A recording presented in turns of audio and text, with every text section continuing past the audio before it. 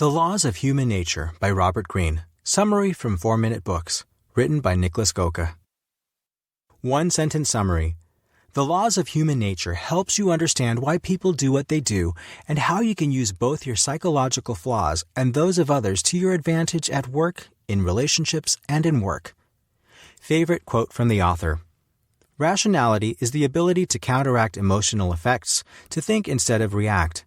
It does not come naturally. It is a power we must cultivate, but in doing so, we realize our greatest potential. Robert Greene. If you had given me the choice of not writing the book and never having this physical problem, I would have chosen writing the book. The book is The Laws of Human Nature, and the physical problem? A stroke. Robert Greene would choose one of life's scariest health problems over not sharing his latest work. That's how important it is to him. Wow. You might think such a big health sacrifice is over the top, but it's not like Greene set out to have a stroke. In fact, he lives a very healthy, active lifestyle, and yet he's not fazed by the fact that it happened. Greene's dedication to writing shows in other ways too. All of his books have been multi-year projects, which is why he published only 6 times in the past 20 years. The 48 Laws of Power took 3 years, so did Mastery, and the Laws of Human Nature even took 6. He reminds me of Jim Collins, who spends 6 to 9 years on Built to Last, Good to Great, and Great by Choice each. For now, here are 3 lessons from Greene's latest work about the nature of human behavior. 1. It's usually not other people that stop us from succeeding, but ourselves. To combat this, we must stay positive. 2. Each of us has both a feminine and a masculine side, and we must accept both to be our best self. 3. A cycle of 4 trends shape human generations, and there's a high chance yours is influenced by one as well. Let's learn from one of the world's most dedicated writers how to get along with others and yourself. Lesson 1. Self-sabotage is the most common way we ruin our lives. To prevent it, have a positive attitude. Historically acclaimed playwright Anton Chekhov had every reason not to become the legend he is today. His father beat him and forced Anton to skip school to work for him. Ultimately, his bad business dealings even forced the family to flee from their hometown. Worse still, they left Anton behind at the ripe age of 16. The core of human behavior Greene gets to in the book is patterns, and with such a childhood, you'd naturally expect bad patterns, like alcoholism, aggression, or others to follow in Chekhov's life. But they didn't.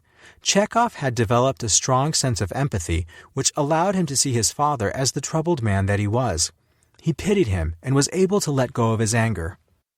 Forgiving his father and letting go of these negative emotions was the ultimate personal freedom for Anton Chekhov, which allowed him to create the life he wanted to live, a life as a writer.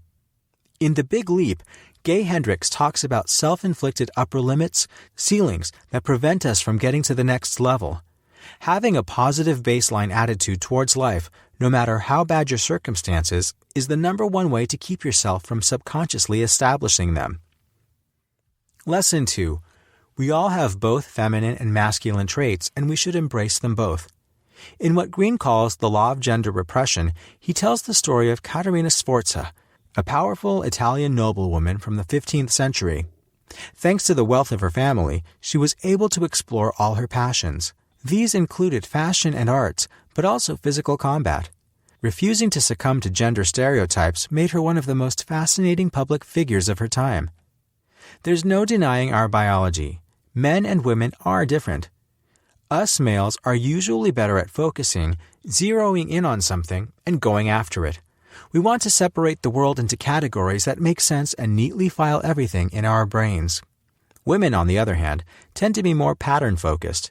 They like to collect not just things, but information too, and weave it into a coherent web that connects. And yet, only when we embrace both our male and female tendencies as people can we reap the benefits of these different mental characteristics. Both have value on their own and will always lean more towards one than the other, but their combination is the most powerful way to process and make sense of the world. Lesson 3. Generational values shape our lives without us realizing how big their impact is. Arab 14th century scholar Ibn Khaldun was one of the world's first sociologists. He was one of the earliest people to speak of things like a generation, tribalism, and group dynamics. Even back then, he developed a rather coherent theory of generational cycles.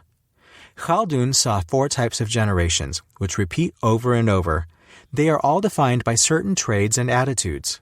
1. The revolutionaries, who upend an established system causing great change. 2. The orderlies, who bring organization and structure to the new system. 3. The pragmatists, who enjoy the comforts of this new order. 4. The skeptics, who question their parents' lives of leisure.